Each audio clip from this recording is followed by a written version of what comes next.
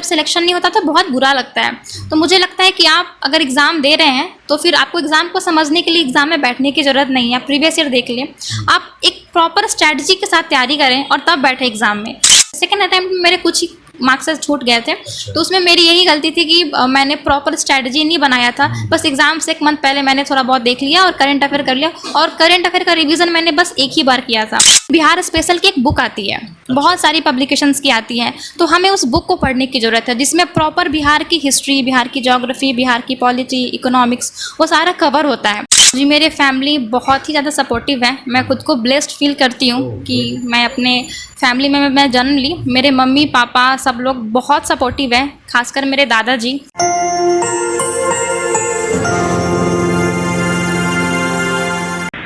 दोस्तों, आज हमारे साथ हैं साक्षी प्रिया मैम, जिन्होंने इस बार 66 बीपीएससी में 149th रैंक हासिल की है। मैम की ये जर्नी रही है थोड़ी स्ट्रगलफुल रही है, क्योंकि ये 3rd अटैम्प्ट था। मैम का जो ऑप्शनल पेपर है वो मैथमेटिक्स है और लैंग्वेज जो है वो इंग्लिश है।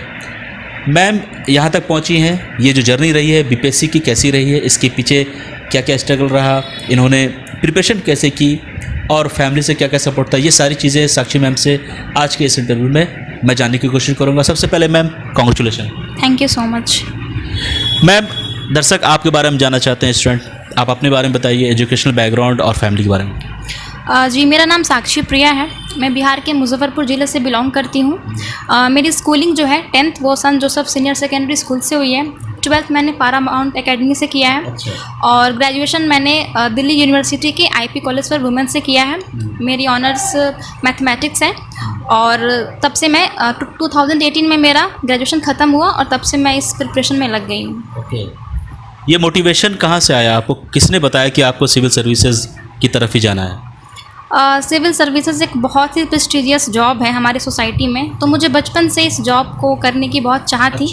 और कॉलेज में जाने के बाद मैं थोड़ी सीरियस हो गई, क्योंकि मेरे बहुत से सीनियर इसका प्रिपरेशन कर रहे थे, तो तब से मेरे अंदर था कि मुझे इस जॉब को करना है। सो फैमिली से किस किस तरह की सपोर्ट होता है ना, एक लड़की के लिए बड़ा मुश्किल हो जाता है कभी कभी। वैसे तो लड़कियां आज बहुत कुछ कर रही है, अगर आप यूपीएससी की बात करें तो 3 टॉपर जो हैं वो लड़कियां ही हैं, बट फिर भी बहुत सारे चैलेंजेस होते हैं। तो फैमिली की तरफ से, मम्मी पापा इन सब की तरफ से क्या सपोर्ट रहा है आपका? जी, मेरे फैमिली बहुत ही ज़्यादा सपोर्टिव है। मैं खुद को ब्लेस्ड फील करती हूँ कि मैं अपने फैमिली में मैं जन्म ली। मेरे मम्मी पापा सब लोग बहुत सपोर्टिव है, खासकर मेरे दादाजी। उनका सपना है कि मैं उनके लाइफ में कुछ बन सकूँ, ऑफिसर बन सकूँ, तो फाइनली उनका सपना पूरा हो गया और मुझे बहुत खुशी है। और साथ ही साथ मेरे पेरेंट्स के साथ रिलेटिव्स भी जो हैं, मेरे कजन्स वगैरह, वो भी बहुत सपोर्टिव हैं। और इन सबों के बावजूद मेरे फ्रेंड सर्कल जो है वो सबसे ज़्यादा उनका अहम रोल है, क्योंकि फ्रेंड सर्कल के बिना शायद मैं आज यहाँ तक पहुँच नहीं पाती। फिर टीचर्स हैं, मेंटोर्स हैं और फाइनली गॉड, उनके बिना तो कुछ भी पॉसिबल नहीं है। फ्रेंड सर्कल से क्या फ़ायदा हुआ? मतलब कुछ बच्चे जो एस्पिरेंट होते हैं वो आइसोलेशन में रहते हैं, ना किसी से बात करनी है, ना दोस्त बनाने, लेकिन आप यहाँ फ्रेंड्स की बात करें, फ्रेंड्स से किस तरह का सपोर्ट मिला आपको? जी, अगर आपके पास अच्छे फ्रेंड्स हैं तो फिर आपके लाइफ में बहुत सारी प्रॉब्लम ऐसी है जो बहुत आसानी से सॉल्व हो जाती है। कभी कभी ऐसा होता है कि हम डिमोटिवेट फील करते हैं या हमें कोई डायरेक्शन नहीं मिलता, वहाँ पे फ्रेंड्स का रोल बहुत इंपॉर्टेंट होता है, क्योंकि वो आपके जैसे ही होते हैं, सेम प्रिपरेशन होती रहती है, तो वहाँ पे मोटिवेशन हमारा काफ़ी हाई करने में उनका हेल्प होता है। कभी कभी हम लो चले जाते हैं कि प्रिपरेशन में कुछ हो नहीं रहा है। मेरे साथ भी ऐसा हुआ था, मेरा 2 अटैम्प्ट में मेरा प्रीलिम्स ही क्लियर नहीं हुआ था। तो फिर मेरे फ्रेंड लोगों ने मुझे समझाया कि एक बार जब तुम्हारा स्टार्ट होगा सिलेक्शन तो फिर वो होते रह जाएगा, और इस बार ऐसा हुआ भी, प्री मेंस और इंटरव्यू साथ साथ मेरा क्लियर हो गया। सो यस, मेरा फ्रेंड सर्कल मेरे लिए बहुत इंपॉर्टेंट था इस जर्नी में, and I am really thankful to have such kind of friends in my life. बहुत बढ़िया, बहुत बढ़िया। मैम, 2 फेल्योर मिली आपको और 3rd अटैम्प्ट में आप बीपीएससी क्लियर करती हैं। लास्ट के जो 2 फेल्योर थे उसमें क्या क्या कमियाँ थी, कहाँ पे गैप था, आपने एनालाइज किया होगा, वो बताइए। मेरा जो फर्स्ट अटैम्प्ट 64 था, तो मेरा कॉलेज ख़त्म होने के अराउंड 6 मंथ बाद ही था, तो मेरी कोई प्रॉपर सिलेबस ख़त्म हुई नहीं थी और मैंने सिंपली ऐसे जाके अटैम्प्ट दे दिया था। तो उसमें तो था कि मेरा सिलेक्शन नहीं होगा। 65th अटैम्प्ट में जो मेरा था 65th बीपीएससी का, तो उसमें था कि मेरा सिलेबस ऑन टाइम ख़त्म नहीं हुआ था और मैंने प्रॉपर स्ट्रैटेजी नहीं बनाई। रैंडमली मैंने पढ़ाई की कि हाँ कर लेते हैं, करंट भी कर लेते हैं वगैरह वगैरह, तो उस कारण से बिना स्ट्रैटेजी के मैंने दिया, तो वो भी मेरा प्रीलिम्स नहीं हुआ। बट जब 66 की वैकेंसी आई तो मुझे लगा कि अब 3rd अटैम्प्ट अब थोड़ा सीरियस होना चाहिए, तो मैंने प्रीवियस ईयर को एनालाइज़ किया। फिर मैंने पाया कि क्या क्या पैटर्न पे क्वेश्चंस आ रहे हैं, और ऑलमोस्ट एक ही पैटर्न है कि हिस्ट्री के कुछ फिक्स नंबर ऑफ क्वेश्चंस हैं, कुछ करंट के क्वेश्चन है, कुछ पॉलिटी के क्वेश्चन है। तो उस स्ट्रैटेजी को मैंने फोकस किया और उससे मेरा प्रीलिम्स क्लियर हुआ। मैम बीपीएससी में ये कहा जाता है कि बीपी की जो सिलेबस होती है वो समझना बड़ा मुश्किल हो जाता है बच्चों को, लेकिन सिलेबस को अगर एक बार आप समझ जाते हो तो बहुत राहें आसान हो जाती हैं। तो बीपीएससी के सिलेबस को, चूँकि आपने स्ट्रेटजी में बदलाव लाया, ऑब्वियसली प्रीवियस ईयर्स के क्वेश्चन भी देखे होंगे, सिलेबस और प्रीवियस ईयर्स के क्वेश्चन को किस तरह आप देखती हैं, इसकी क्या इंपॉर्टेंस है बीपीएससी के एग्जामिनेशन के लिए? जी, सिलेबस तो जानना हमें बहुत इंपॉर्टेंट है, क्योंकि हम रैंडमली पढ़ाई नहीं कर सकते। कोई भी बुक हम उठाते हैं तो वो तो अपने में एक समुंदर होता है, तो इसलिए हमें सिलेबस को ध्यान से पढ़ने की ज़रूरत है। अगर किसी को समझ नहीं आता तो एटलीस्ट अपने दीवार के सामने सिलेबस को चिपका लें। उससे क्या होता है कि हम जब भी पेपर पढ़ते हैं या बुक पढ़ते हैं तो हमें पता चलता है कि एग्जैक्टली सिलेबस में क्या क्या चीज़ें हैं। और जहाँ तक बात है प्रिपरेशन की, तो जब हम प्रीवियस ईयर को देखते हैं तो हमें ऐसा लगता है कि कुछ ऐसे टॉपिक्स होते हैं ना जो काफ़ी फोकस्ड एरिया होता है कि उस पर हर साल क्वेश्चंस आ रहे हैं। तो ये सिलेबस और प्रीवियस ईयर का जो कॉम्बिनेशन है प्रिपरेशन में, ये बहुत इंपॉर्टेंट है और ये हम खुद एनालाइज कर सकते हैं।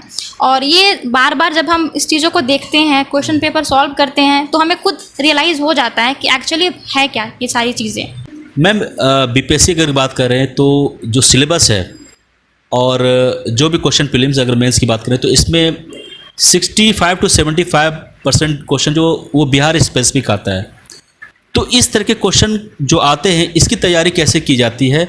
और वैसे स्टूडेंट जो बिहार में नहीं है, इलाहाबाद में रह रहे हो या दिल्ली में रह रहे हो, ऐसे बहुत सारे स्टूडेंट, वो बिहार स्पेसिफिक जो टॉपिक है, जो इन्फॉर्मेशन है जो उनको पढ़नी, उसकी तैयारी वो कैसे करें?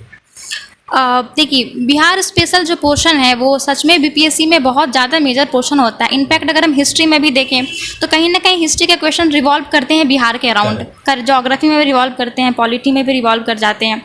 तो इसके लिए हमें क्या करना है कि जो भी स्टैंडर्ड टेक्स्ट बुक है हमें उसे फॉलो करने की ज़रूरत तो है, लेकिन बिहार स्पेशल की एक बुक आती है, बहुत सारी पब्लिकेशंस की आती है, तो हमें उस बुक को पढ़ने की ज़रूरत है जिसमें प्रॉपर बिहार की हिस्ट्री, बिहार की ज्योग्राफी, बिहार की पॉलिटी, इकोनॉमिक्स, वो सारा कवर होता है।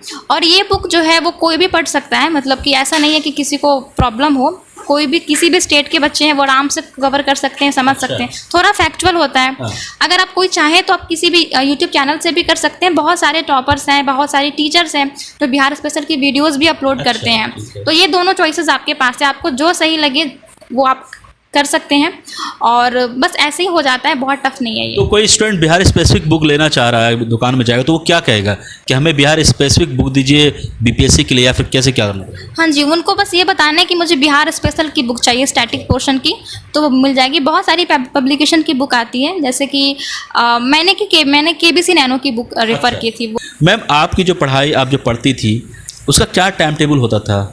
एक होता है एस्पिरेंट का अपना अपना एक स्पेसिफिक टाइम टेबल होता है, आप कैसे पढ़ती थी और तैयारी कैसे करती थी?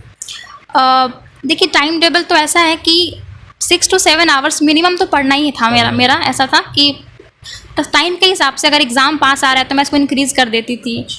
तो ऐसा था कि कुछ मतलब मिनिमम एक थ्रेशोल्ड था कि इससे कम नहीं पढ़ना। कभी कभी ऐसा हो जाता है कि फेस्टिवल है वगैरह तो थोड़ा सा इंसान ढीला पड़ जाता है, बट एक रेगुलर कंसिस्टेंसी की ज़रूरत चाहिए होती है और मैंने कोशिश की कि वो हो सके। कभी कभी नहीं भी हो पाता था, लेकिन मेजॉरिटी केस में मैं कोशिश करती थी कि 6 से 7 घंटे मैं रोज़ पढूं। इसमें मेरा न्यूज़पेपर भी होता था, करंट अफेयर भी मैं करती थी, उसके बाद स्टैटिक पोर्शन भी होता था, मेरा ऑप्शनल भी होता था। तो इस तरीके से मैंने कोशिश की और मैं कोशिश करती थी एक टाइम टेबल पे फोकस रहूं कि उससे भटकूँ ना, क्योंकि अगर बिना टाइम टेबल की पढ़ाई करते हैं तो कुछ भी पढ़ लेते हैं। तो ये चीज़ को मैं कोशिश करती थी कि मैं 70 to 75% मैं अपने इस पर स्टिक रहूँ। मैम 2 चीज़ें आपने बोली है, स्टैटिक और करंट अफेयर्स। स्टैटिक जो है बीपीएससी में मतलब यूपीएससी में भी नहीं होता है, किसी भी स्टेट पीसीएस में नहीं है, बट बिहार में एक स्टैटिक पेपर है जो कि बहुत ही टफ होता है और इसमें कई बच्चे नहीं निकल पाते हैं। लेकिन मैम स्टैटिक की बात करेंगे सबसे पहले, उसके बाद करंट अफेयर्स की बात करेंगे। स्टैटिक कितना इंपॉर्टेंट है बीपीएससी के लिए और इसकी तैयारी कैसे करनी चाहिए? स्टैटिक पोर्शन जो है वो बहुत ही इंपॉर्टेंट पोर्शन है, उसके बिना हम एग्ज़ाम को क्वालिफाई नहीं कर सकते। तो जितने भी हमारे टॉपिक्स हैं, जो भी सिलेबस हमारा डिफाइंड है, क्योंकि स्टैटिक का जो प्रिपरेशन है वो प्रीलिम्स का अलग होता है और मेंस का अलग होता है। तो मैं जब पहले प्रीलिम्स की बात करती हूँ कि प्रीलिम्स में जो हमारा सिलेबस है, हिस्ट्री है, पॉलिटी है, ज्योग्राफी है, तो इन सभी टॉपिक्स के लिए एक बुक अवेलेबल होता है। जनरली वो एनसीईआरटी बुक होती है या फिर कोई स्टैंडर्ड टेक्स्ट बुक जो होती है। तो उसको हमें बहुत अच्छे से करने की ज़रूरत है।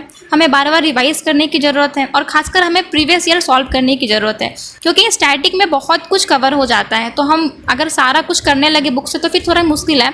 तो वहाँ पे हम स्टैटिक को समझने के लिए प्रीवियस ईयर की हेल्प ले सकते हैं कि स्टैटिक का पोर्शन कहाँ पे सेंटर्ड है। और मेंस में भी सेम चीज़ है। मेंस का अगर प्रीवियस ईयर हम देखें तो हमें पता चलता है कि हिस्ट्री का कुछ पोर्शन ऐसा है जहाँ से क्वेश्चंस हर साल आते हैं। डिफाइंड सिलेबस है, for example art and culture है, उसमें 3 टॉपिक जो है वही रिवॉल्व होती है। एक पाला आर्ट हो गया, एक मॉडर्न आर्किटेक्चर हो गया और एक पटना कलाम पेंटिंग है। तो ये स्टैटिक का पोर्शन है, तो हम इससे ज़्यादा करने की जरूरत नहीं है। यही तीनों टॉपिक से हर साल एक एक करके क्वेश्चन आ जाते हैं आर्ट एंड कल्चर से। तो ये सारे टॉपिक्स है जो स्टैटिक के बहुत बड़े पोर्शन है। और सबसे इंपॉर्टेंट बुक अगर कोई है बीपीएससी के लिए स्टैटिक पोर्शन का, वो है लूसेंट। जी, लूसेंट बुक मैंने भी सुना है उसके बारे में। मैम, ये करंट अफेयर्स की बात करें, क्योंकि ये बीपीएससी है, तो करंट अफेयर्स के क्वेश्चन किस तरह से आते हैं? क्या बिहार स्पेसिफिक ही करंट अफेयर्स होता है उससे रिलेटेड, या फिर नेशनल इंटरनेशनल लेवल पे भी करंट अफेयर्स होते हैं उसमें? जी, करंट अफेयर जो है वो बिहार को भी फोकस करता है, नेशनल इंटरनेशनल और बाकी स्टेट्स को भी फोकस करता है। तो ओवरऑल मिक्सअप आता है। बट बिहार का वो वेटेज कितनी होती है? जैसे बिहार की ज़्यादा क्वेश्चन हो गए, नेशनल लेवल की ज़्यादा क्वेश्चन, इस तरह से वेटेज क्या होती है? आउट ऑफ 150 25 से 30 क्वेश्चन आते हैं करंट अफेयर्स से, जिसमें नेशनल इंटरनेशनल सारे न्यूज़ कवर होते हैं। एक फिक्स पैटर्न होता है कि कुछ क्वेश्चन इंटरनेशनल न्यूज़ के होंगे। फॉर एग्जाम्पल समिट्स के क्वेश्चन, जैसे G7 है, G20 के समिट्स है, उससे क्वेश्चन आ गया, या इंडिया के फॉरेन सेक्रेटरी कौन है रिसेंटली अपॉइंटेड। तो इस तरह के न्यूज़ होते हैं। बाकी स्टेट्स के भी जो बहुत, सपोज किसी स्टेट में कुछ अच्छा सा कुछ अचीवमेंट हुआ है तो उससे क्वेश्चन आ जाते हैं। एग्जैक्टली। सो ओवरऑल आता है। तो करंट अफेयर्स की तैयारी आपने कैसे की थी, और करंट अफेयर्स के लिए बच्चों को क्या पढ़ना चाहिए? ये मेरा सबसे प्राइम रिसोर्स करंट अफेयर का न्यूज़पेपर था। न्यूज़पेपर पढ़ने से हमें बहुत सारी चीज़ें दिमाग में पहले से फिट हो जाती हैं और बहुत सारी चीज़ें जो है। और उसके बाद नेक्स्ट है कि करंट अफेयर मैगजीन, हर मंथली मैगजीन जो आता है, आप किसी भी कोचिंग इंस्टीट्यूट की एक मैगजीन को पिकअप कर सकते हैं, उसको आप फोकस करें।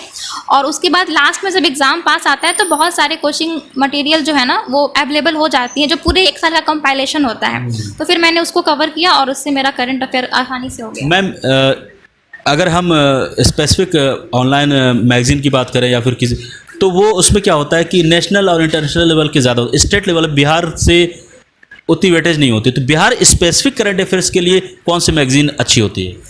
मैंने बिहार स्पेसिफिक न्यूज़ के लिए केबीसी नैनो को रेफ़र किया था। जी जी।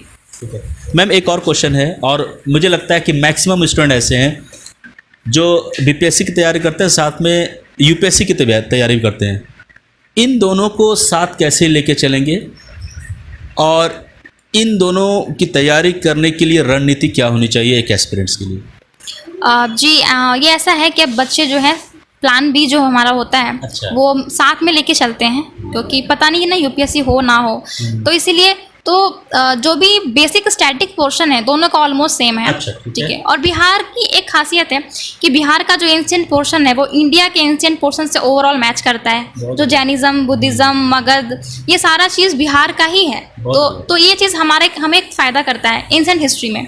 और उसके बाद तो यहाँ से हमारा स्टैटिक पोर्शन कवर हो जाता है। और जहाँ तक बात है कि प्रीलिम्स का, तो अगर एग्ज़ाम सपोज अभी इस मंथ होने वाला है तो 2 मंथ पहले जो है आराम से बिहार का जो स्पेशल पोर्शन होता है, बिहार स्पेशल हो गया, बिहार का करंट हो गया, इसको करने की ज़रूरत है। बहुत ज़्यादा प्रेशर डालने की ज़रूरत नहीं, आराम से हो जाता है। अच्छा, तो हमें एक्स्ट्रा क्या करना है बीपीएससी के लिए? अगर आपका पूरा फोकस यूपीएससी का है और आप एज ए बैकअप, जैसा आप बता रही हैं, आपको बीपीएससी भी लेकर चलना है, तो अलग क्या करना है बीपीएससी के लिए? आपने ऑलमोस्ट सारी चीज़ें बता दी, फिर भी कुछ अलग क्या अप्रोच होनी चाहिए कि बीपीएससी भी एक तरह से निकल जाए?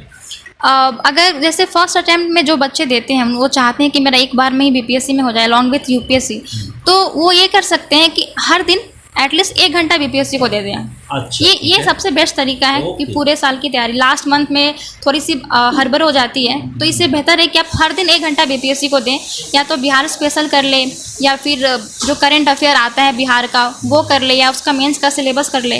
तो ये बहुत एक्स्ट्रा हो सकता है अगर कोई करना चाहे तो। मैम, अब मैं आता हूँ आपकी स्ट्रेटेजी। प्रीलिम्स के लिए क्या स्ट्रेटेजी थी और आपने कौन कौन सी बुक रेफ़र की थी? बुक जो भी स्टैंडर्ड टेक्स्ट बुक है वही मैंने फॉलो किया था, जैसे लक्ष्मीकांत हो गया, स्पेक्ट्रम हो गया, एनसीईआरटीज़ हो गई। ज्योग्राफी के लिए मैंने एनसीईआरटी फॉलो किया था। और उसके बाद जो भी करंट अफेयर मैगज़ीन थी, उस मैगज़ीन से मैंने पूरा करंट अफेयर कोशिश किया था कि मैं कंप्लीट करूं। और उसके बाद बस यही एक पैटर्न था। और मैंने रिवीजन पे बहुत फोकस किया, क्योंकि बिना रिवीजन के हम कुछ कर नहीं सकते। प्रीवियस ईयर को मैंने काफ़ी तरीके से एनालाइज किया था। मैंने पैटर्न ढूंढने की कोशिश की थी कि किस तरीके के पैटर्न के क्वेश्चंस आ रहे हैं। जैसे आईआर के क्वेश्चंस है तो मोस्टली वो समिट्स पे फोकस करते हैं, या फिर रिसेंटली इंडिया के कौन से जो है वो अपॉइंट हुए हैं किसी फॉरेन जगह पे। ठीक है, तो ये सारा चीज़ें हैं जो हमें देखने की ज़रूरत है। और इसके साथ साथ अगर मैं बताऊं तो एक बुक आती है घटना चक्र, वो हर सब्जेक्ट की भी अलग अलग आती है।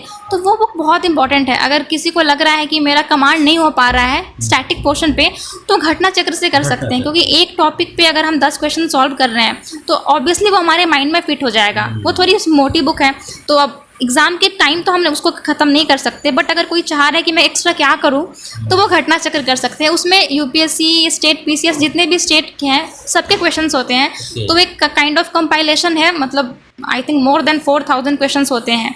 तो अगर कोई उसको कर लेता है तो आई डोंट थिंक कि उनका कभी प्रीलिम्स रुकेगा किसी भी एग्ज़ाम का।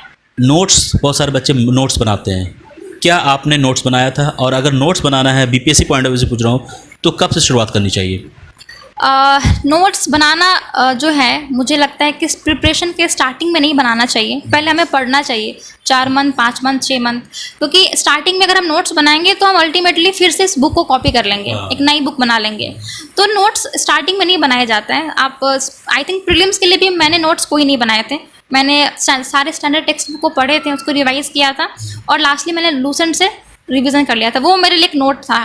और लेकिन जब मेंस की बारी आती है तो मेंस में मैंने नोट्स बनाए थे। जो भी क्वेश्चन प्रीवियस ईयर के क्वेश्चंस थे ना, मैंने उसके प्रॉपर नोट्स बनाए थे। मेरे पास पूरा एक हैंडी नोट्स था कि एग्ज़ाम से 1 हफ्ते पहले या 2 दिन पहले भी मैं उसको रिवाइज़ कर सकूँ। तो उसके लिए मैंने नोट्स बनाए थे। मेंस के लिए क्या आपकी स्ट्रेटेजी थी, और बुक लिस्ट बताइए। मेंस के लिए मैंने सबसे पहले प्रीवियस ईयर ख़रीदा था। तो मुझे उससे पता चला कि एग्जैक्टली सिलेबस क्या। मैंने सिलेबस को आइडेंटिफाई किया।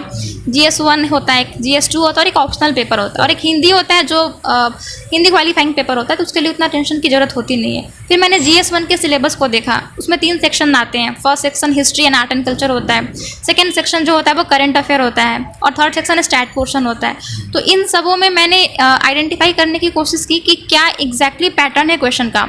तो मुझे ऐसा पता चला कि हिस्ट्री का जो है एक सिलेक्टेड सेक्शन है जिससे क्वेश्चंस काफ़ी आ रहे हैं। तो उन सारे सिलेक्टेड सेक्शन को मैंने उठाया, मैंने 2-3 बुक का रेफ़र किया और उससे मैंने नोट्स बनाए। इसके बाद बट बीच में क्या हो रहा था कि मुझे समझ नहीं आ रहा था कि पैटर्न क्या है। तो फिर मैंने एक कोचिंग इंस्टीट्यूट ज्वाइन किया था, मतलब कि ऑनलाइन ही है, चंद्रमणि IAS अकेडमी। वहाँ से मुझे काफ़ी हेल्प मिली। उन्होंने प्रॉपर एक डिटेल एनालिसिस कराया था कि एग्जैक्टली किस पैटर्न पे क्वेश्चंस आ रहे हैं, और कुछ नोट्स भी प्रोवाइड करे थे। तो मैंने उसकी काफ़ी हेल्प ली, बट मैंने खुद के अपने नोट्स बनाए थे क्या, ताकि मुझे लास्ट पॉइंट ऑफ टाइम में रिवीजन करने में आसानी हो। सिमिलरली GS पेपर 2 के लिए जो है, सो उसमें इकॉनमी होता है, जोग्राफी होता है, तो साइंस एंड टेक होता है। तो सबके मैंने हैंडी नोट्स बनाए थे ताकि लास्ट टाइम मैं उसको अच्छे से रिवाइज कर सकूँ।